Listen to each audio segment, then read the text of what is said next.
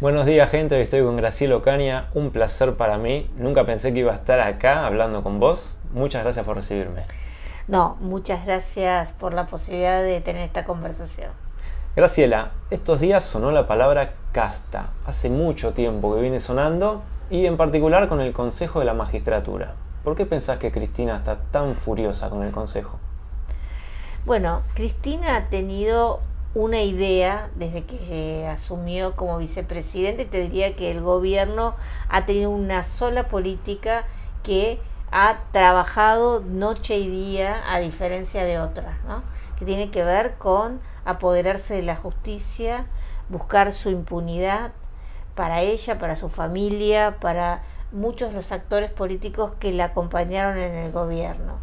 Esa es su idea fija, por eso avanzó o intentó avanzar con una reforma judicial que quedó cajoneada aquí en diputados, después tratando de impulsar una reforma del Ministerio Público para tomar el control justamente de la institución que rige o que regula todas las causas judiciales, porque es la que impulsa la investigación y las causas, tratando de que el titular del Ministerio Público sea un militante.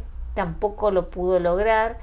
Y luego ahora avanzó contra la Corte y esta decisión que la Corte ha tomado hace varios meses, de que debía, que la ley que el Congreso sancionó en el año 2006 alteró el equilibrio dentro del Consejo de la Magistratura. Una ley que fue pensada e impulsada por Cristina cuando era senadora en su momento y que evidentemente no resultó, porque cuando vos analizás qué es lo que el Consejo de la Magistratura realizó en estos años en cuanto a nombramiento de jueces, en cuanto a destitución de jueces, que son sus funciones básicas, esto no sucedió. Tenemos miles de jueces juzgados sin jueces nombrados por la imposibilidad del Consejo de la Magistratura de dar respuesta a esa selección. Y por otro lado, tenemos distintos procesos sobre jueces para ser destituidos que tampoco han avanzado.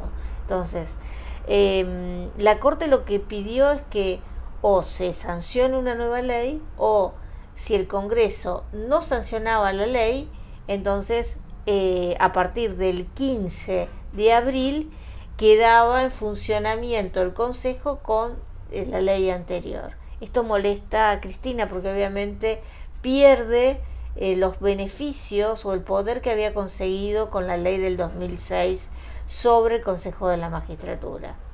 Y lo que tenemos ahora es un problema institucional muy serio, porque por un lado hay un fallo de la Corte, que por supuesto está firme, que declara la inconstitucionalidad de la ley del 2006, que da un procedimiento para si el Congreso no cumple con su función, que es la de elaborar una nueva ley. Hay una media sanción de hace 15 días del Senado que está en diputados, pero obviamente no tiene las mayorías para aprobarse, porque aparte esa sanción que hizo el Senado vuelve a alterar los equilibrios dentro de los distintos estamentos de jueces, de abogados, y de la política y de la academia. Y básicamente estamos viviendo en una instancia donde el Congreso de la Nación, que debe nominar a dos representantes, que son un senador y un diputado por la oposición, bueno, tenemos a los presidentes que no hacen esa nominación a pesar de la propuesta que han hecho los partidos, los bloques parlamentarios. Y creo que tenemos una presidenta de la Cámara de Senadores que está decidida a alzarse contra la Corte. Y tenemos la Corte que tiene que hacer cumplir su propio fallo para que el Consejo pueda funcionar.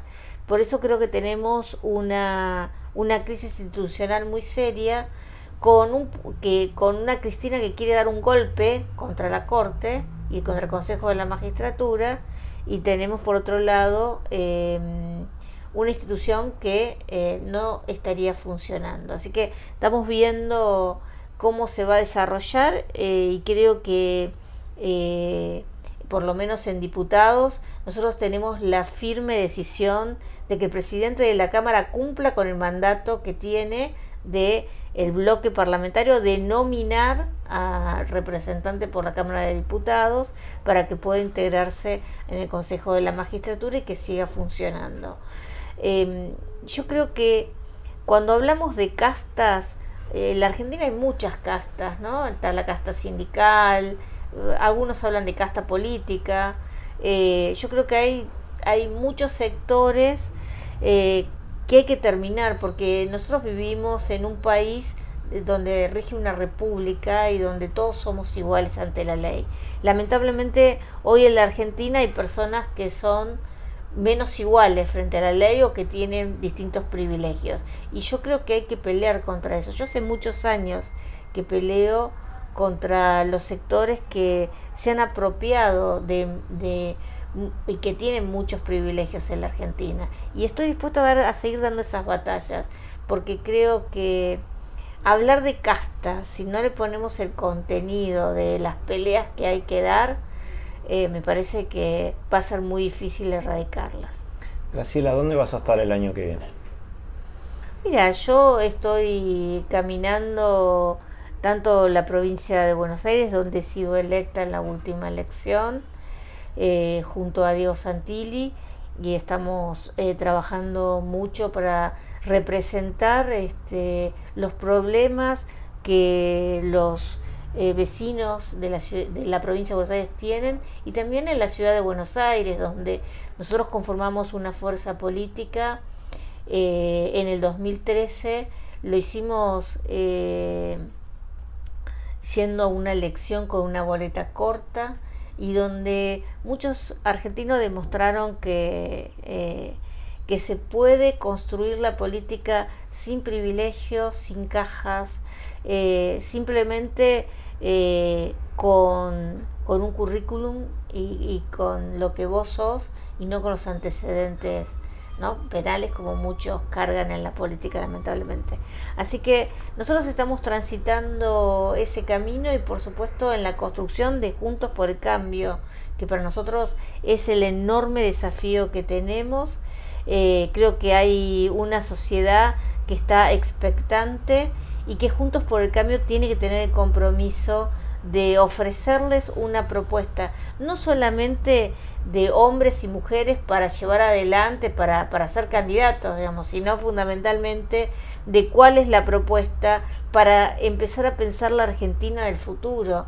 Tenemos que dejar de seguir peleándonos por el pasado y empezar a construir el futuro, porque la desesperanza que vos ves todos los días, cuando hablas con los vecinos, cuando compartís distintos encuentros, te muestra que es necesario terminar con las viejas lógicas de la política y empezar la construcción de soluciones para los argentinos. Y yo, mirá, soy una persona que tengo mucha esperanza, porque creo en el potencial que la Argentina tiene en cuanto al capital humano, en cuanto a sus recursos y fundamentalmente en cuanto a la posibilidad de desarrollo.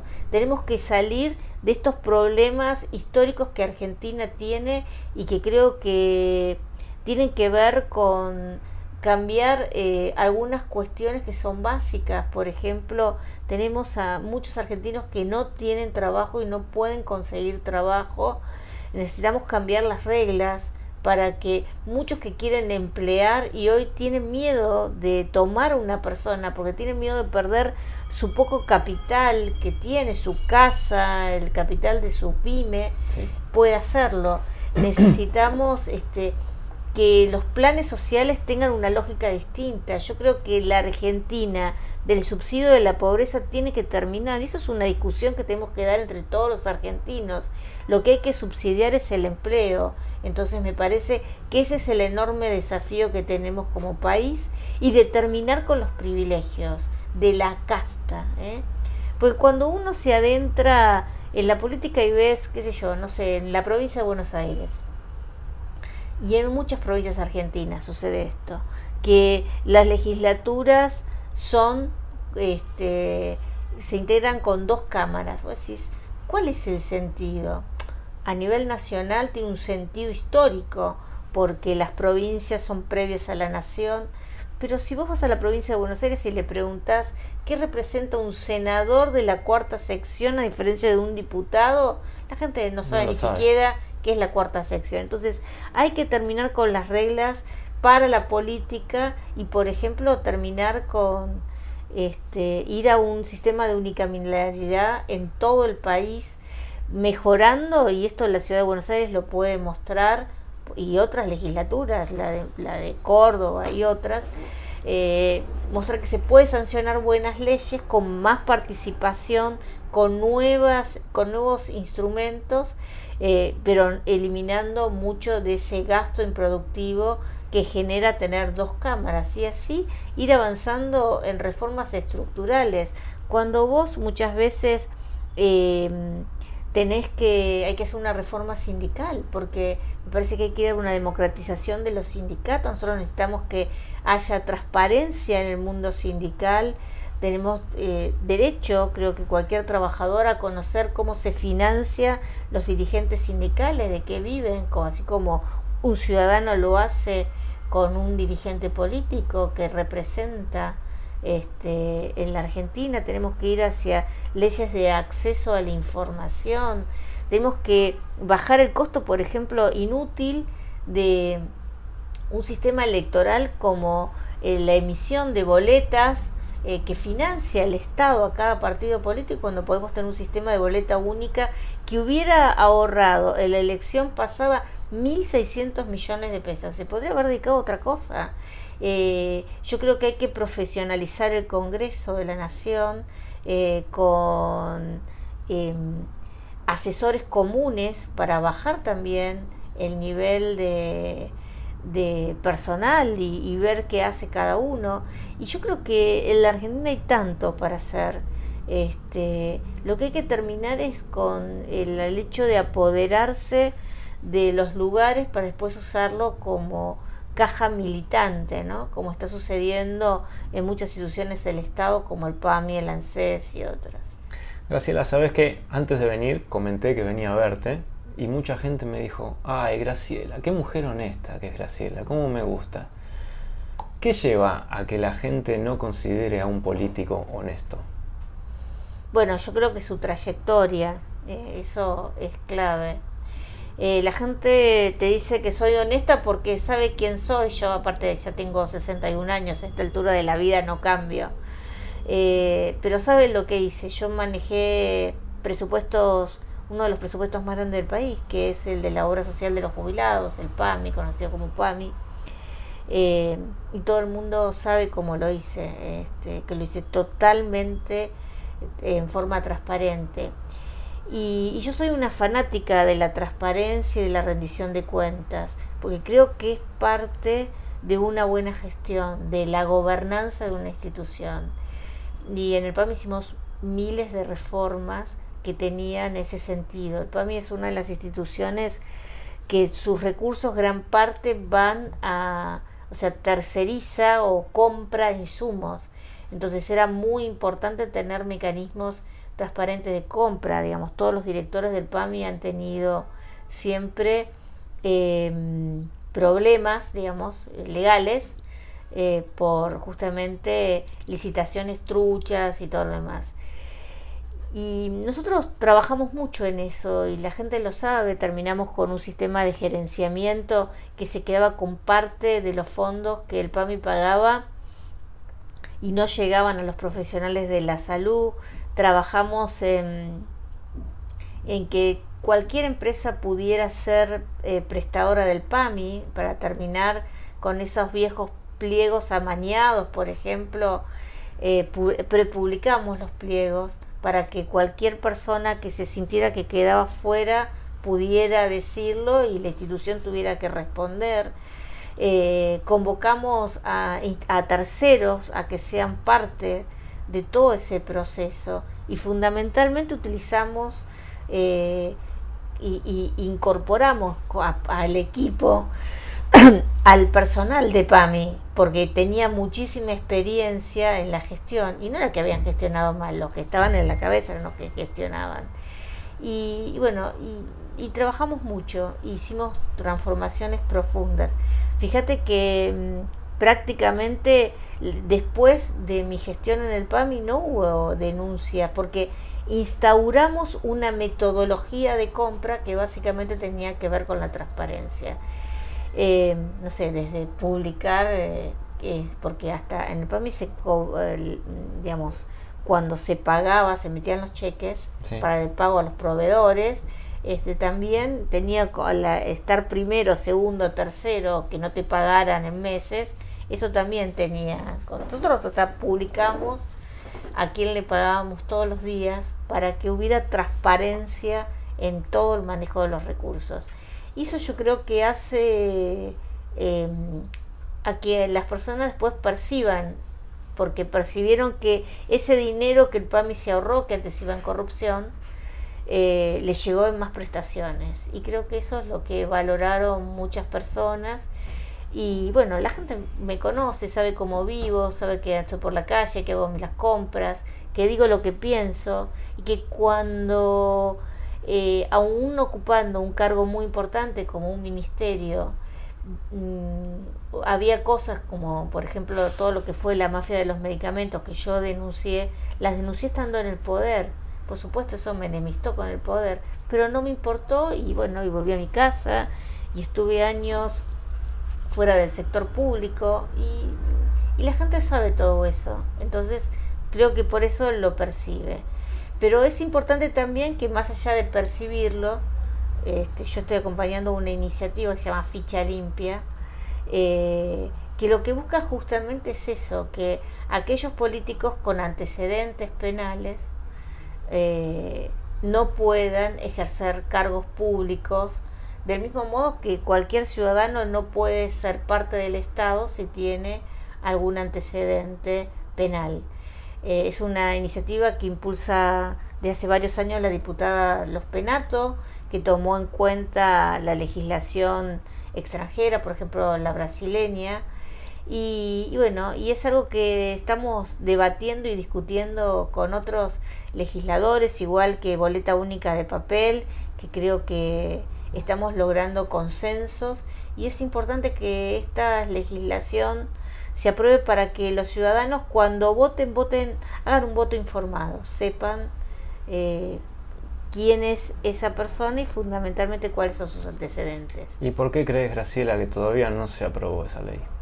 Bueno, me parece que hay personas que sienten o ven esa ley como una amenaza. Esa ley en realidad no es una amenaza, porque muchos te dicen, no, hay sectores que incluso que no entendés, porque la izquierda que no la apoya. Pasó por ejemplo, en la ciudad de Buenos Aires, donde Mi Espacio fue uno de los que llevó adelante esta iniciativa, y que por un voto no pudo sancionarse, dado que la Constitución establece una mayoría especial de 40 votos y se lograron 39 votos. Yo creo que hay personas que tienen miedo, pues dicen, no, porque te inventan causas. La Ficha Limpia claramente establece que tiene que haber un fallo con confirmación, un fallo, por supuesto, penal, con confirmación del superior, esto es, de una de las cámaras, con lo cual es prácticamente una sentencia firme. Si alguien llegó a esa instancia, es que hay pruebas, no es que es un proceso, que estás procesado, entonces hay semipena, prueba, no, acá hay una prueba real establecida por un tribunal que te encontró culpable, y después hay un superior de ese tribunal que analizó el fallo y confirma ese fallo. Entonces, la verdad es que no hay forma de que una persona inocente no pueda representar a los conciudadanos por esta ley. Yo creo que lo que hay es algunos con antecedentes penales que obviamente no van a poder representar con esta ley. No sé, se me ocurre Amado Vudú, se me ocurre muchos no otros que no lo van a poder hacer. Y ese es el miedo que muchos tienen. La propia vicepresidenta por eso está impulsando leyes que buscan apoderarse de uno de los poderes del Estado, como es el Poder Judicial, por temor a que se encuentre culpable. Yo creo que un funcionario lo único que tiene que buscar en la justicia, y a mí siempre me ha obsesionado, es que haya fiscales y jueces independientes, porque creo que eso es lo que te garantiza totalmente, cuando sos funcionario, que no vas a ser perseguido y que nada va a pasarte. Aparte, yo veo a la señora vicepresidenta más enfrascada en atacar al Poder Judicial y manejarlo que en defenderse, porque cuando vos sos inocente, lo que haces es, querés que se lleven adelante las causas. Cristina ahora está en una tesitura, como hay tantas pruebas en su contra, de anular las causas, de que los juicios no se lleven adelante, cuando el juicio es el mejor momento para ventilar tu inocencia, por supuesto, porque podés demostrar allí todas las pruebas que vos tenés demostrando tu inocencia. Bueno, se ve que muy inocente no es en todo caso, ¿no? A mí me preocupa eso porque la veo más preocupada por llevar adelante un ataque a la justicia más que una defensa de ella. Graciela, ¿qué pasa con el PAMI? Tengo gente en mi trabajo que me dijo, pregúntale a Graciela, por favor, por qué los jubilados están tan abandonados. Bueno, yo la verdad es una preocupación, te diría, habitual. Es porque hay una conducción en el PAMI que está preocupada por tomar la institución como una caja política, no como aquella que debe dar servicios a jubilados y pensionados. Y lo que tenemos es una gestión de relato, no una gestión real, porque los logros que el PAMI expone, como los medicamentos gratuitos o ahora el elegir los profesionales, el tema de los medicamentos gratuitos, la gente sabe, digamos, han achicado el Vademecum, es decir, la cantidad de medicamentos que cubren al 100%. El PAMI siempre cubrió medicamentos gratuitos de mi gestión en adelante en forma extensa. Entonces, lo que ha hecho es achicar la cantidad de medicamentos y al resto, que antes tenía una cobertura del 70%, lo redujo al 50%. Con conclusión, los jubilados sacan más de su bolsillo para pagar los medicamentos, que cada vez son más costosos, porque los medicamentos de los últimos 2 años han aumentado en promedio 10% sobre el nivel de inflación cada año. Y esto hace que la gente, en lugar de tener mayor cobertura, tiene menor cobertura. Lo mismo ahora con esto de la libre elección. Le pagan a los médicos una miseria. Entonces, 600 pesos por consulta. Sí, no alcanza. Nada. Entonces, obviamente en muchos lugares no hay médicos que se estén inscribiendo para prestar, con lo cual hay un problema serio, faltan médicos de cabecera, han aumentado a los médicos de cabecera la cantidad de afiliados que tienen que atender, y eso atenta contra la atención en el PAMI. Un PAMI que está más preocupado en tomar militantes políticos. Han incorporado a más de 1.500 militantes en este último tiempo, so pretexto de regularizar personal. Lo que se hace es regularizar el 30% que venía históricamente, y un 70% se incorporó, es personal que incorporó esta gestión. Y esa incorporación no es que se haya incorporado médicos, enfermeros, asistentes sociales, que son personal que siempre falta en la institución. No, son personales administrativos y militantes políticos. Y eso hace que el PAMI hoy, que es deficitario, tenga graves problemas de pago y de atención. Graciela, ¿qué es para vos Fanny Mandelbaum? Fanny es una persona, primero una gran periodista, ¿no?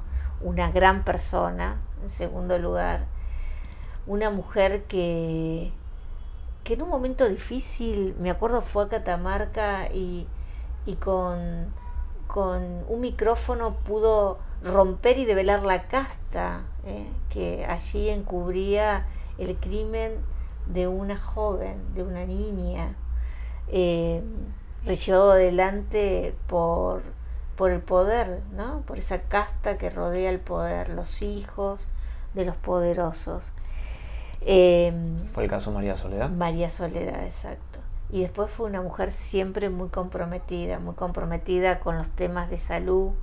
Yo recuerdo que en mi gestión con el PAMI, yo la convoqué a integrar una comisión, porque vos sabés que había una institución que era de la comunidad, el hospital francés, que es justamente la comunidad francesa, que estaba quebrado y que iba a dejar no solamente a todo el personal en la calle, sino que se iba a perder una institución que siempre fue de gran nivel en la ciudad de Buenos Aires, y nadie se quería hacer cargo. Bueno, nosotros desde el PAMI tomamos la decisión de tratar de encontrarle una solución, y la verdad que Fanny ahí trabajó con nosotros a la par.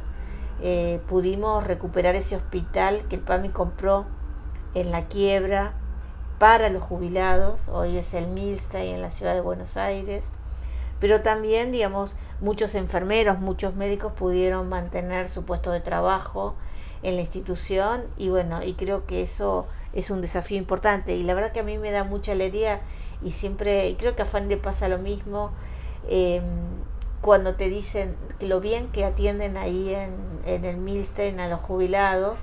Es una institución que maneja el PAMI.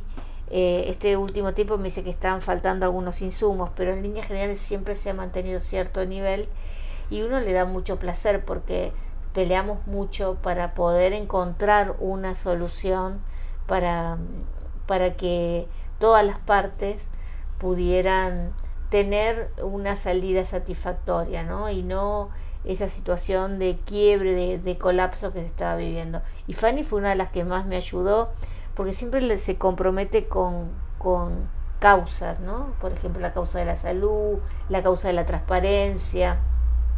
Ahora está con boleta única y ficha limpia, y es una de las grandes comunicadoras argentinas, y las que ha trabajado mucho el tema de la tercera edad, desde una perspectiva distinta, que a veces son las que informan en general los medios de comunicación, porque a veces se ocupan de la problemática del adulto mayor cuando hay un conflicto, cuando algo malo sucede. Y Fanny, con su programa Juventud Acumulada, creo que le dio una vuelta a esto, y pudo llevar adelante la muestra de todo el potencial que el adulto mayor tiene para la sociedad, y que de hecho lo hace. Nosotros tenemos un proyecto inspirado en esto, que tiene que ver con medir por parte del INDEC el aporte que los adultos mayores hacen a la sociedad, que hacen muchísimo aporte, porque trabajan no solamente para su comunidad y para su familia, sino que también llevan adelante programas que les deberían ser responsabilidad del Estado, pero que lo hacen los propios adultos mayores, como por ejemplo el programa Pro Bienestar de PAMI. Graciela, ¿quién es tu candidato al sillón de Rivadavia el año que viene? Mira, no es un problema de quién sea mi candidato. Lo bueno, creo que las primarias abiertas nos van a permitir que ese candidato de Juntos por el Cambio, hablamos, sea elegido por la sociedad. Yo creo que Juntos por el Cambio tiene muy buenos candidatos. Horacio Rodríguez Larreta es uno de ellos, Patricia Bullrich, a quien quiero mucho, fuimos colegas aquí en el Congreso, también el propio presidente Mauricio Macri podría hacerlo. En el radicalismo hay Facundo Manes, Cornejo, el propio presidente actual de la UCR, Gerardo Morales. Yo creo que... Peleadísimo. Y hay otros, creo que ayer o hoy leía que Lilita quería también presentarse. Yo creo que Juntos por el Cambio tiene una gran potencialidad de dirigentes que podrían hacerlo. Pero también quiero decirlo que los problemas de la Argentina no los va a resolver mágicamente una persona. Una persona tiene que conducir un equipo y creo que en eso es importante que hagamos la elección y fundamentalmente también que pueda llevar adelante las políticas públicas que Argentina necesita. Y la sociedad creo que lo que más le importa por ahí es conocer hoy de que hay una salida, porque hay tanto desánimo en la sociedad. Y hay una salida y los equipos técnicos de las fundaciones que integran Juntos por el Cambio están trabajando en encontrar esos proyectos y esas propuestas. Creo que todos entendimos que necesitamos llevar adelante cambios profundos en la Argentina, construir consensos. Creo que hay muchos sectores por supuesto, más allá de Juntos por el Cambio, que también están dispuestos a generar esos consensos y que esos consensos tienen que servir para salir de una vez por todas de la mediocridad y de la decadencia que vivimos, porque eso es lo peor que lo que nos pasa a los argentinos, que hace 10 años que no crecemos, entonces no hay forma de salir para adelante si no pensamos en serio en generar una propuesta productiva de crecimiento para todos. No es, como piensa el kirchnerismo, sacar para repartir lo poco que hay. Es cómo creamos riqueza para que todos tengamos posibilidades de desarrollarnos. Que eso es lo que la Argentina y los argentinos queremos. Así se hizo grande la Argentina. Cuando empezamos con la decadencia de ver cómo repartimos lo poco y no cómo crecemos, creo que ahí comenzó nuestra decadencia y que se ha acentuado en los últimos 10 años.